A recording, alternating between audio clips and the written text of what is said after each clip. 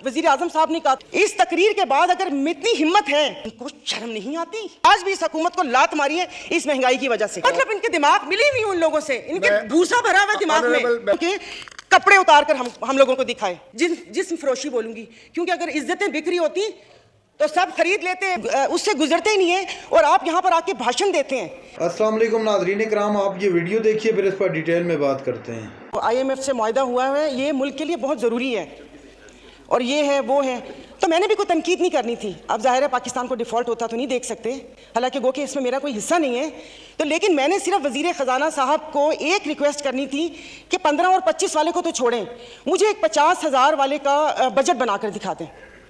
आप मुझे बजट बना के दिखा दें, मैं आपको इसको भी मैं आपको वोट दूंगी और आइंदा आने वाले आपके फैसलों को भी मैं सेकंड करूंगी।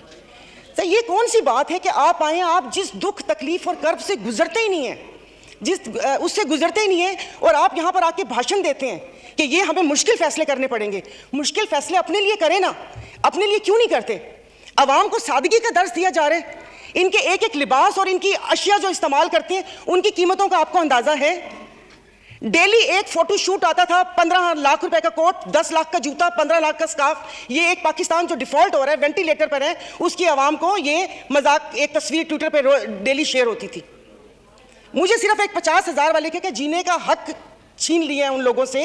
आप मुझे बताएं कि ये पेट्रोल के लिए यहीं पर ही थे। मेरी एक और आपसे रिक्वेस्ट है कि कोई ऐसा रूल है कि जो हुकूमत है वो यहीं बैठी रहे और अपोजिशन के वो बेंच हो जाए, क्योंकि मेरे ख्याल में इन बेंचेस में, इन चेयर्स में कोई प्रॉब्लम है कि यहाँ पर बैठने वाला बोलता है और वहाँ पर जाकर सुम्मुन बुकमुन उम्यून बन जाते हैं ये लोग, इनकी जुबान नहीं चलती। और यही जब मैं वहाँ पर बैठ के हुकूमत पर तनकीद करती थी तो यहाँ पर सब बैठे डेस्क बजाते थे। आज जब मैं यहाँ पर खड़ी होकर हुकूमत पर तनकीद करती हूँ तो उन सबको प्रॉब्लम होता है। तो जनाब स्पीकर, इन्होंने तो यहाँ तकरीर कर दी, इस तकरीर के बाद अगर इतनी हिम्मत है, कल मैं एक ग्रोसरी शॉप तक गई थी, वो भी कोई F6 नहीं गई थी, यहाँ कोई चाइना मार्केट के पीछे कोई दुकान है, वहाँ पर जाकर आप लोगों की तकलीफ, उनकी आंखों से उनका अंदाज़ा लगा लें। मुझे यहाँ पर कल ये करंट डेफिसिट और खुदा जाने क्या क्या बता रहे थे, मैं या आप अपने हल्के में जाकर किसी गरीब आवाम को क्या इनको करंट डेफिसिट बताएंगे कि हमारी अयाशियों से तुम लोग इस साल तक पहुंचे हो, अब तुम ही लोगों को बर्दाश्त करना पड़ेगा, ये कुर्बानी तुम लोगों को देनी पड़ेगी। लेकिन फिर मैंने सोचा कि कुर्बानी तो हलाल जानवर की जायज़ है, तस्मीन हम हलाल हैं, जिनकी कुर्बानी नहीं है उनकी कुर्बानी जायज़ नहीं है। अब आप देख लेंगे कि यहाँ पर उठते ही जो बोला था, मैं आज इस फोरम पे अपनी पार्टी की तरफ से, मुस्लिम लीग फंक्शनल और सदर पीर पगारा और सदरुद्दीन शाह की तरफ से मैं आप बिलावल साहब को मैं दावत देती हूँ कि आप सिंध से महंगाई मार्च शुरू करें, हम आपके साथ हैं। और मैं अपने एमक्यूएम के भाइयों को भी कहती हूँ कि वो वहाँ से यहाँ आए थे ना कि महंगाई है, तो ये वक्त है अपनी महाजर कौम के सारी गिले दूर करने का कि तब भी आप लोगों के साथ थे महंगाई के लिए और आज भी इस हुकूमत को लात मारी है इस महंगाई की वजह से। लेकिन हम यहाँ पर बैठ के सिर्फ बातें करेंगे। यहाँ पर मेरी कुछ मेंबरान से बात हुई है, नाम नहीं लूंगी मैं। एक से मैंने कहा कि कल तुम डेस्क तो ना बजाते, सुन ली थी तकरीर, कहता गरीब पैदा क्यों होता है, गरीब का कसूर है। इधर किसी ने मुझे बोला कि मुसलमान को सब्र और शुक्र का दर्स दिया गया है, सब्र शुक्र करें, पूरी दुनिया में महंगाई है। मैं टिम हॉर्टन्स और क्या कहते हैं PSL का मैच देखने वाले और कराची 2 दरिया में खाने वालों की बात नहीं कर रही, मैं उसकी बात कर रही हूँ जिसके 5-5 बच्चे हैं और एक बाइक है, वो पेट्रोल भरवाएगा, दवाई लेगा या क्या करेगा। इन्होंने यहाँ पर वो कहते हैं कि शहद में घोल घोल के यहाँ पर सारा ये बजट बता दिया। मैं वैसे लिखा हुआ पढ़ नहीं सकती इसलिए कि उसमें जज्बात नहीं होते, वो रीडिंग होती है। जैसे कल परसों ये वजीर खजाना साका साहब ने आके बिना जज्बात के यहाँ पर आकर कागज पढ़ के और ये जा और वो जा दूसरे के ऊपर, और पीछे यहाँ पर बैठे हुए सारे पीछे डेस्क पे जा रहे थे कि उसने वो कर दिया, क्योंकि इनकी तो दुकान चल रही है। मैं उस दिन नहीं थी, मैं उनको खराज तहसीन पेश करती हूँ मुफ्ती अब्दुल शकूर को कि जिन्होंने एटलीस्ट इन 2 वजारतों के कपड़े उतार कर हम लोगों को दिखाए। ये ऐसे नहीं होगा। मुझे बताएं कि वो अवाम ही नहीं रहेंगी तो आप लोग हुकूमत किस पे करेंगे? और बिजली की बात कर रहे हैं तो आप मुझे बताएं कि IPPs के मुआहदे किसने किए थे? IPPs के मुआहदे तो इन्होंने किए। स्पीकर साहब आपकी तवज्जो चाहूंगी, कल उन्होंने कहा कि हुकूमत जैसे ही संभलने वाली थी तो सैलाब आ गया। तो जनाब स्पीकर मुझे माफ़ कर दीजिए, जिस वक्त सैलाब आया तो उस वक्त तो हम अपनी जिंदा दिली का सबूत दे रहे थे। 75 करोड़ आवाम के खून पसीने और टैक्स की कमाई से हम यहाँ पर तकरीबात कर रहे थे। और मज़े की बात है, प्लीज़ मतलब मैं बहुत आराम से बात कर रही हूँ, कोई तंज नहीं करूँगी, कि अभी आइन की तकरीबात का आगाज़ हुआ है। क्या आइन के आर्टिकल 3 आई थिंक 27 या 35, 36 आगे, क्या उस पर यह रियासत पूरा उतरती है? क्या हमारी जानो माल की हिफाजत है यहाँ पर? हमें बुनियादी सहूलतें मुयस्सर हैं यहाँ पर? मतलब हम लोग इतने नाक के पक्के हैं कि उस पर वो करके आइन की बात कर रहे हैं। मैं किससे आज़ादी मांगूँ? क्या गोश्त खाने के लिए हमने आज़ादी मांगी थी कि खुला गोश्त यहाँ पर खाने को मिल जाए? उसके अलावा तो कुछ भी नहीं है। और मुझे माफ़ कर दीजिएगा कि उस कश्मीर वाले दिन में यहाँ पर ना वज़ीर आज़म थे, ना वज़ीर ख़ारजा थे, ना दिफा मिनिस्टर थे, और ये यहाँ पर कश्मीर का वो हो रहा था। और जो मोदी की कहानी सुना रहे थे, मुझे तो एक सेकंड के लिए, मैं तो उस वक्त आई थी, मैं समझी कि आप शायद यहाँ के हालात सुना रहे हैं। मुल्क को पता नहीं आप लोगों ने कहाँ से कहाँ पहुँचा दिया।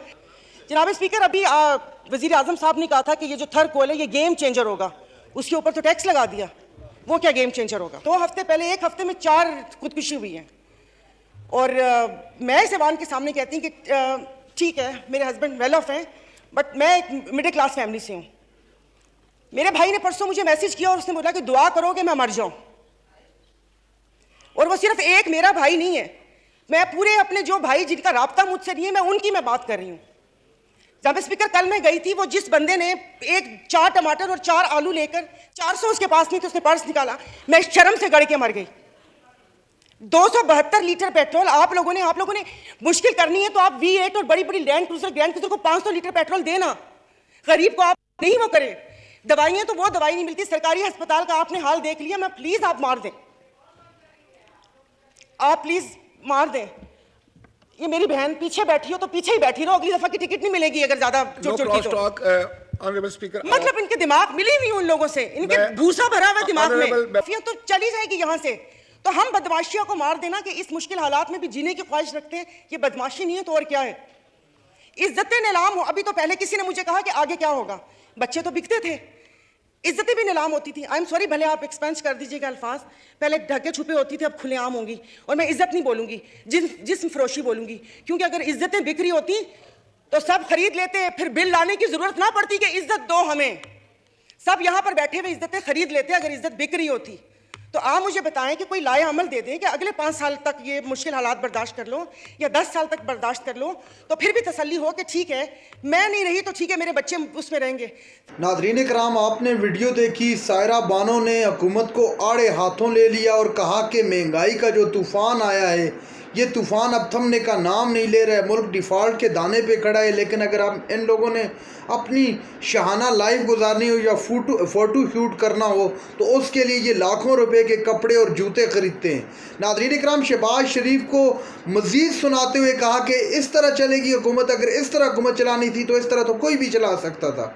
आपको जितनी भी आप कोशिश कर लें, आप इस मुल्क की आवाम को अपना नहीं बना सकते उस वक्त तक जब तक आप उनकी जो बेसिक नीड्स हैं उनको पूरा नहीं कर लेते। नाज़रीन इकराम, सायरा बानो का मज़ीद कहना था कि इस बेकारी ने इस मुल्क का बेड़ा गर्क कर दिया और सत्या नाश कर दिया। अगर यही हालात रहे, इसी तरह अगर मुल्क आगे चलाने की कोशिश की तो खुदा न खास्ता मुल्क डिफ़ॉल्ट कर जाएगा और फिर ये लोग फिरेंगे जगह जगह और कहेंगे कि हमें चाहिए मुल्क को बचाने के लिए IMF की कड़ी शराइत इन्होंने मानी और जो अवाम पर टैक्सों का बोझ लगाया, बिजली के बिलों का बोझ, अवाम पर जो टैक्सेस लगाए बिजली के बिलों की मद में अवाम उठ नहीं सकती, यकीन मानिएगा। नाज़रीन इकराम, ये थी आज की हमारी वीडियो। चैनल पर जो नए चैनल को सब्सक्राइब कर लें। अगली वीडियो तक अल्लाह हाफ़िज़।